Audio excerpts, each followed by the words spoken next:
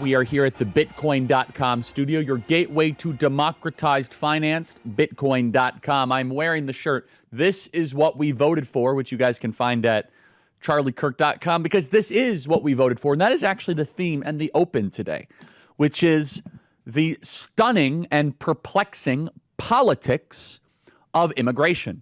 You see, for almost all of my political career, and for as long as I have memory, Democrats have had an advantage on immigration.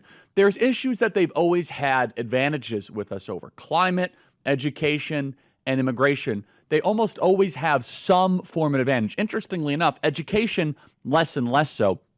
Remember that election where Governor Youngkin won in the great state of Virginia. He became the governor of Virginia with actual favorability advantage on the issue of education. But on immigration, Democrats have always had us over a barrel by 20 points or 30 points, because what did Republicans stand for when it came to immigration? And this is the kicker. Everybody, if there's just one thing that you remember that I tell you, it is how wrong, how fraudulent, how deceitful the Jeb Bush, Karl Rove perspective on immigration was. Can you guys get some of that tape here? Blake or Ryan, now that I'm thinking of it. Back in 2014, 2015, we had the Gang of Eight.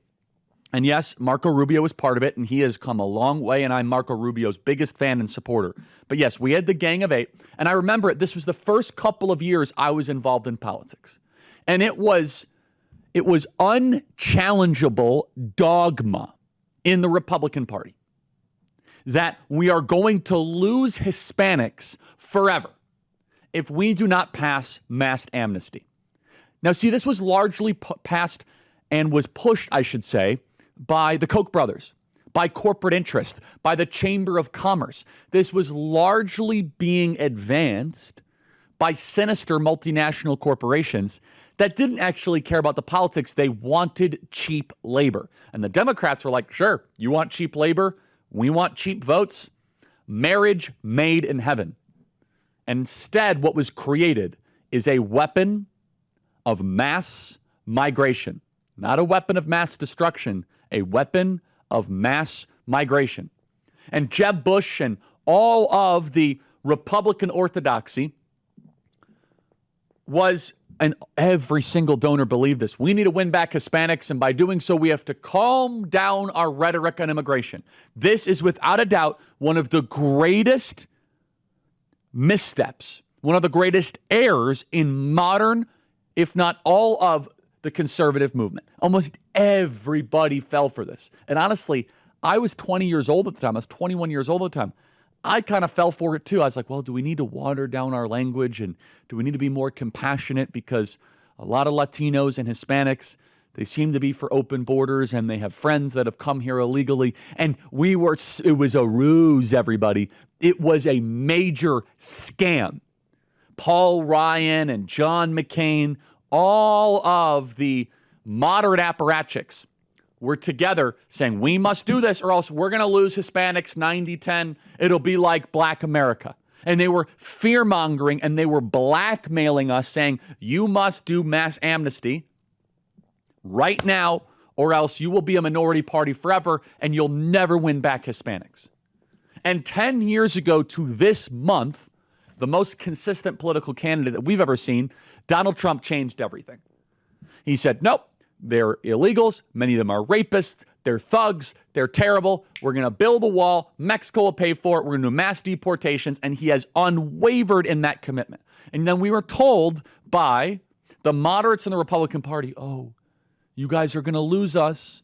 Majorities, you're going to lose elections if you talk like this, and Hispanics will turn against you. Turns out the exact opposite was actually the case. It turns out that the more aggressive and hawkish that we got on immigration, the more Hispanics were coming our way. The more aggressive and hawkish that we got on immigration, we finally, for the first time ever, are beating Democrats on the issue of immigration. It turns out at the core, Americans are actually very, very supportive of mass deportations. And what I love is that the Democrats, they're continually polling this Or there's no way America, nope, that's true. America actually wants door by door, block by block, mass deportations. And the Democrats, they don't quite understand this. Here is Amy Walter from the Cook Political Report, who accurately says this is the first time ever we've seen this. Democrats used to have an advantage over Trump on immigration. They have a disadvantage now. Play cut 422. Forward, I think, is how Democrats do talk about these issues. It's going to be really important for not just what's happening today in Los Angeles, but just writ large. I think there has been a lot of pullback and a lot of hand-wringing from Democrats about an issue which they used to have an advantage on during the Trump's first term. They have a disadvantage on now. This issue isn't going away. And how Democrats respond to whether this is going to happen in other states, how they address concerns about safety and security, that is going to be critical just for the next, forever long. It's been flipped. Remember the RNC autopsy report of 2013? It's funny. I actually went to one of those meetings. I was brought to one of those RNC donor meetings by Mike Miller, one of my dear friends, runs MJ Miller Jewelers in the suburbs of Chicago in Barrington, Illinois, which I encourage you guys to go to if you have any jewelry needs. He actually did our wedding ring and many other things. But he brought me to the RNC autopsy report in Chicago because Reince Priebus, who I really like, he was doing a road show. Just here's the report, here's the data. And he was going to meet with donors because people were very, very upset with what happened in 2012.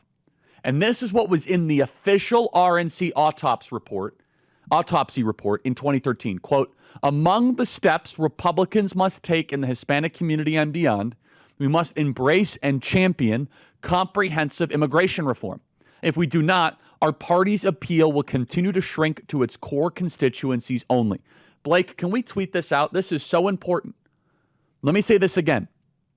Quote, among the steps Republicans must take in the Hispanic community. This was the official RNC autopsy report in 2013. We must embrace and champion comprehensive immigration reform. If we do not, our party's appeal will continue to shrink to its core constituencies only. This was all before Donald Trump. Here is Jeb Bush at CPAC back in 2015, 2016, probably 2015. Play cut 448. What we need, which are economic-driven immigrants, those that want to come here to work, to invest in their dreams in this country, to create opportunities for all of us. And that's what we need to get to. Chamber of Commerce balderdash. Jeb Bush being applauded by the 19 different K Street lobbyists that he bussed on over to the Gaylord Hotel. And you have the Jeb Bush, you have the RNC autopsy report, and Donald Trump changed it all. And now we have an advantage on the immigration issue. America supports it. 51% of people want mass deportations. 54% people want raids on violent criminals. A 20-point lead on the mobilization of the National Guard. And Donald Trump changed it all. Donald Trump knew it. He intuited it, knowing at its core that there was going to be a huge political realignment in a way where the Democrats still are reacting. And you know who supports it the most? Immigrants. That's right. Do you know that legal first-generation immigrants, foreign-born immigrants, are actually more hawkish on immigration than Americans? My friend Colin Plume from Noble Gold Investments just released his new book, Silver is the New Oil. And it says if you don't own silver yet, you're already behind. Colin says that as demand for technology, energy, and industry soars, silver's value is set to surge. The question is, are you ready to profit? This book reveals why silver is the most underrated asset today and how to invest before the world catches on. I've read Silver is the New Oil, and you should too. Get it now, available on Amazon. You see, the Democrats, they're making a major strategic error, but they're not going to, regardless of what I say on the show, they're not going to stop because they are enthused with pathological energy when it comes to open borders. Open borders is the life force of the globalist elite. It is a baseline, fundamental belief of the Democrat Party. Thou shalt have open borders. Period. End of story.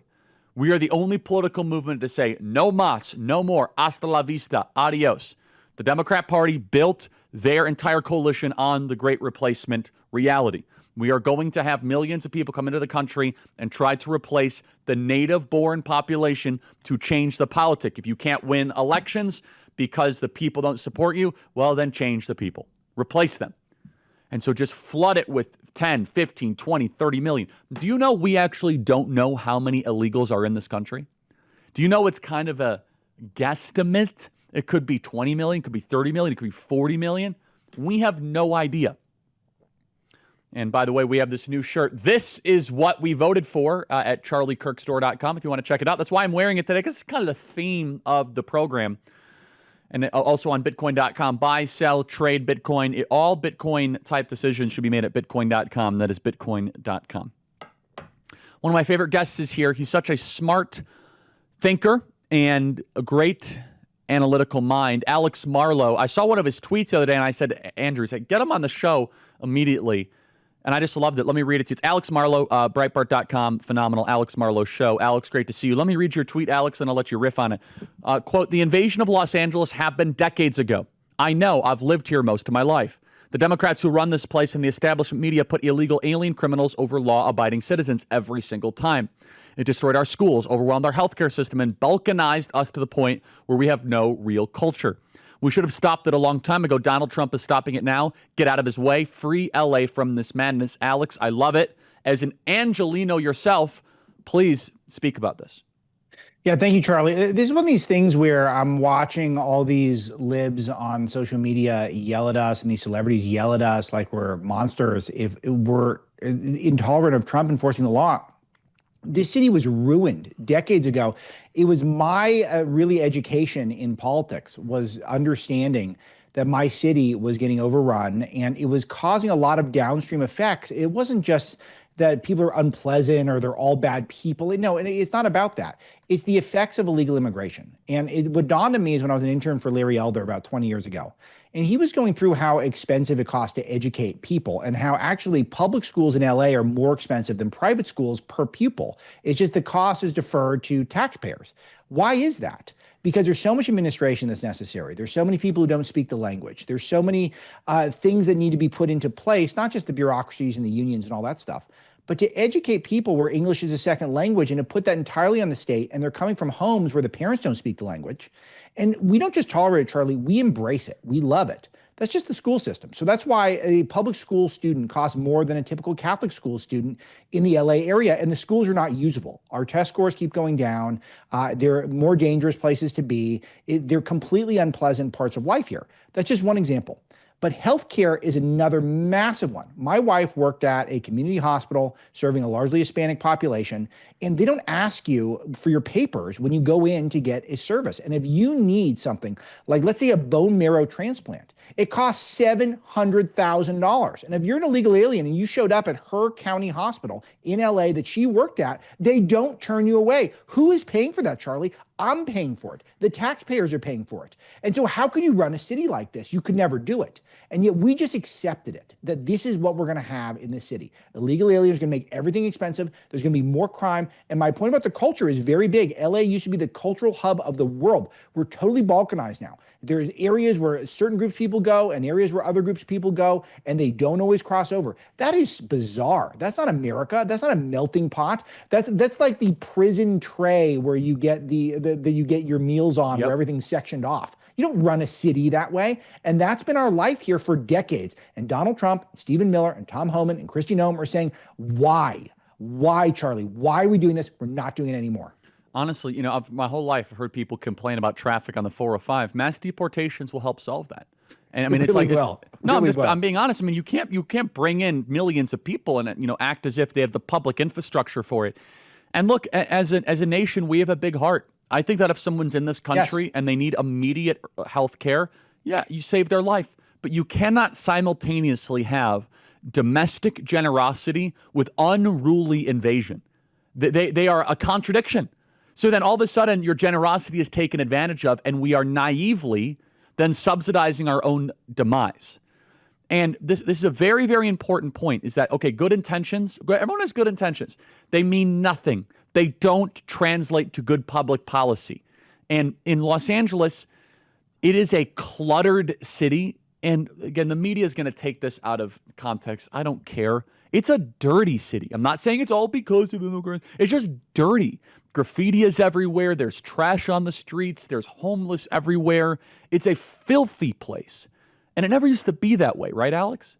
It doesn't need to be this way. You're exactly right. And it's become a filthy place. I've got a video at the top of my Instagram page where I go down into the La Brea Tar Pits, which is supposed to be a family place to go. There's a Natural History Museum. You learn about history. It's just covered. It's a homeless encampment now, basically. Like, well, why is that something we want? Why is that something that's a given, that's a guarantee? I was just noticing a mural of Kobe Bryant and his daughter Gigi, who died in that helicopter crash, defaced by these protesters, essentially protesting against ICE. Why is that helping your cause? The city's become a lawless place. And this is the fundamental thing, Charlie. Democrats do not view law and order as a value. They don't like it. They don't think that they want chaos. And so law and order is an antidote to chaos. So they don't like that. So they don't like the concept of we can set a law and we can enforce it. They would rather have things be enforceable based off of their will and their political impetus at the time. And so this has been toxic in this city. It is not working. And I'll tell you that my wife, for example, worked as a trainee, so not making a lot of money, treating illegal aliens, and she would do it with a smile on her face, give them the best care she possibly could. And why? Because to your point, we are humanitarian. I don't want illegal alien kids running around. They're probably better off in the schools. As expensive as it is, what are they supposed to do? Like run around the neighborhoods all day? That doesn't make any sense. We're going to be humanitarian if you're here. So why leave the border open and why not crack down on the people who we know are illegal and should leave? You can have welfare and closed borders or open borders and no welfare. You cannot have both. Right. They cannot coexist. The entire system collapses. It falls apart. And just let's kind of go deeper into the whole California thing, which is, the image. Can we just re-show the images, guys? We cannot show it enough. And a lot of normal, non-political people in my life are shocked and horrified by this, Alex. And it's not that we're horrified necessarily by the sight of a Mexican flag. My favorite taco place in downtown Phoenix, which is like they're all Mexican flag. No. It's the symbol while you are doing destruction that is obviously a defiance that we have more loyalty to this nation than the one that we're currently domiciled in. Over the smoke and over the ashes. Alex, we have not seen this sort of, let's just say, stunning aesthetic as a gut punch to the Democrat Party since Floydapalooza. Am I right? No, and it's amazing how quickly they went for it because they're trying to do this narrative, the gaslighting from Maxine Waters and some people in the media, that this is mostly peaceful. It wasn't peaceful for a second. They immediately said, where's the first electric car? Let's torch it. I mean, they didn't wait 5 minutes. And with the Mexican flags out there, I got to say, I listen to a lot of Spanish music, and I listen to, it's the Mexican food is my favorite type of food. If I'm ever relaxing, which is very rare, it's probably going to be a tequila or a mezcal that's in my glass. It's like, I'm fine with Mexican culture. That's not what this is. This isn't even Mexican culture. This is an invasion of our cities and are trying to torch things and destroy things. It's all the destructiveness of it all and the entitlement of it all, that you're allowed to be here even though you broke our rules.